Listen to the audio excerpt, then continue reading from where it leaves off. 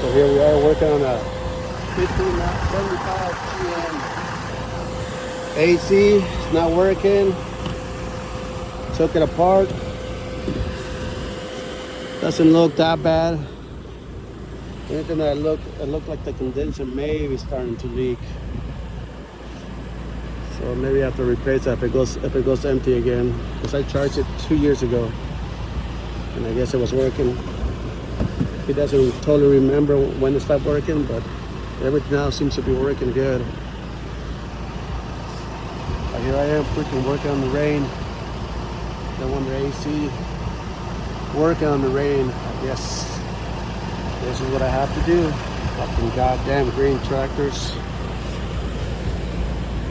But everything looks good here, so I'm just gonna call it good, I guess, for now.